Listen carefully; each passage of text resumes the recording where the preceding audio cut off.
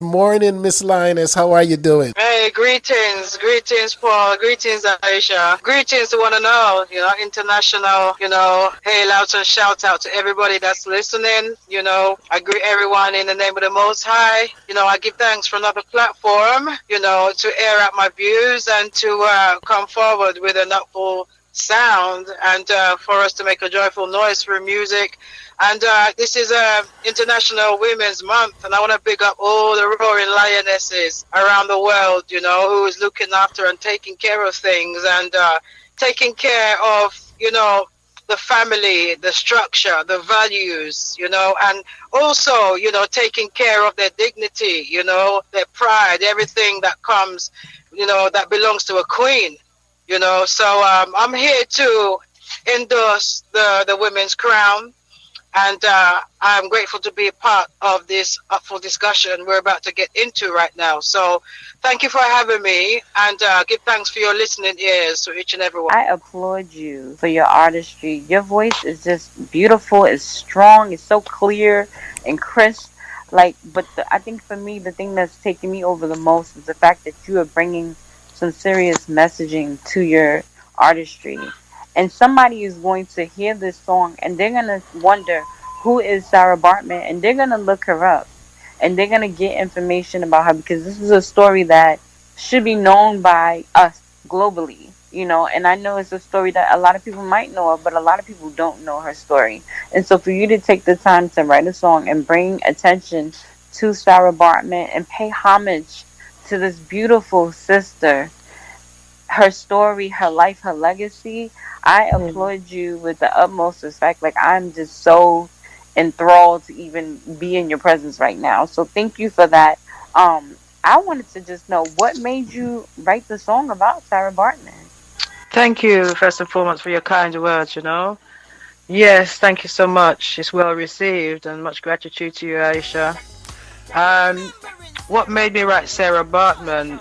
One day I was in discussion with a vocal producer I used to work with, and we were speaking about Sarah Baartman, and it came to my attention, and while he was speaking, I just felt like compelled to know more about this lady. And aside of my session, I put it aside, and then when I went home, I Googled, and what I was reading, I couldn't believe, the barbaric treatment this sister had to endure, and how she was manipulated, used as a sexual object, for erotic perversion. And I was quite, dumbstruck on what I was reading. And even, I didn't know Europe played such a big part in entrapment. And for me, Sarah Baartman was the first human sexual trafficking case, that's been documented, because basically that's what it was, and yeah, it was. And to the listeners that don't know much about her, Sarah was born, the Gamtus River, Eastern Cape in South Africa, and she came from a tribe, a Khoikhoi tribe, and she was taken, by entrapment. She was led away on the pretense of she would be making a better life for her family. So a colonialist took her to the UK, and they put her in freak shows, freak show attractions, and they changed her name, Hottentot Venus, and they put her in cages. People used to pay to go and see her. They'd give people sticks so they could poke her. And why they focus on Sarah is because the tribe that she came from, the women were very, their shape was, it was voluptuous. She was very distinctive. And famously for her large behind. And the colonialists, when they went to South Africa, then they saw that, and they became very infatuated with Sarah. So they took her back to the UK, and they used her, abused her, put her in freak shows. They even put her in shows with the two-headed people, the hairy man, all these these weird looking people. And even when UK finished with her, Scotland bought her. They bought her and they finished her off. And then when they finished her off, France bought her, and they sold her to an animal trainer in France. And there she was exhibited.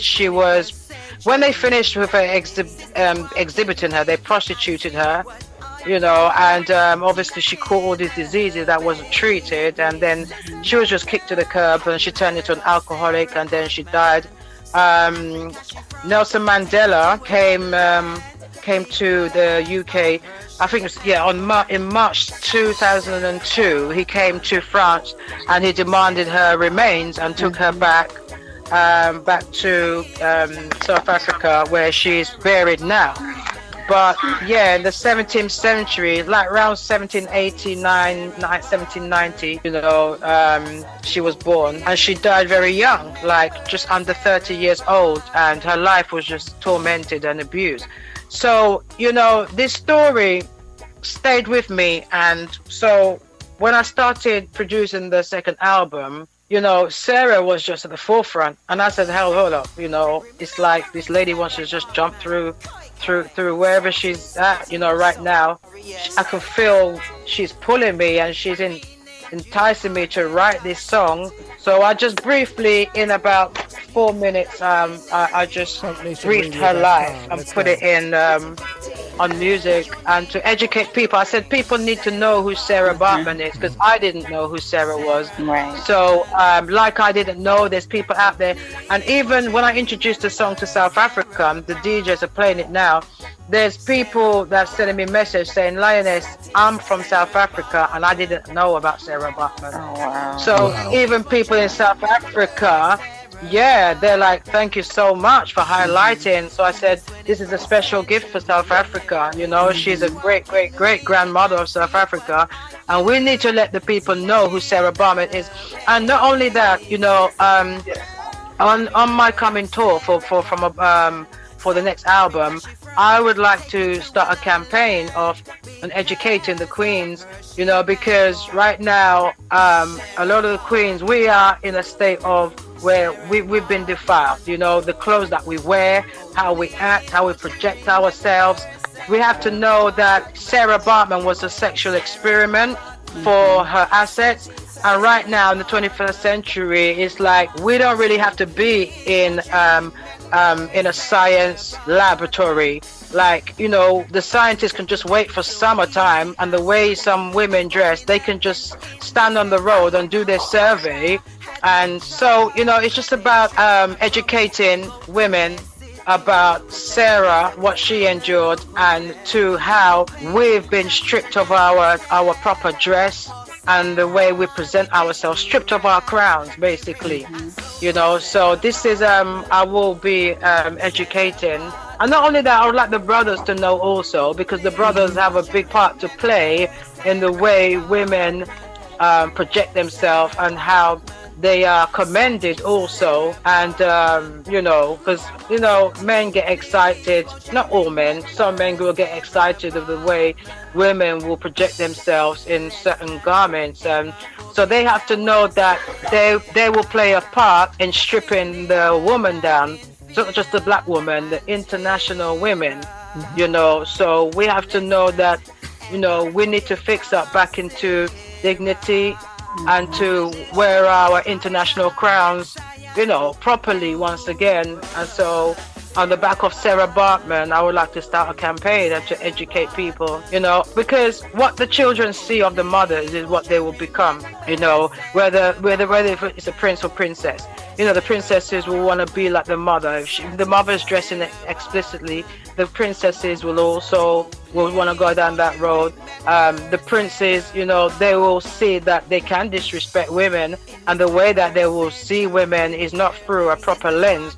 So, to establish a better future in educating the children and to set morals for them, through, just getting the family unit back together in dignity and honor. within self. So Yes. through Sarah Baartman, there's a lot that I would like to bring forward. So I'm looking forward to going on the road, with my next album. And Sarah Baartman, I've released that already to start the campaign and also to introduce the coming album. So, all respect to the great grandmother of South Africa. And I thank the ancestors for choosing me to bring her forward, really.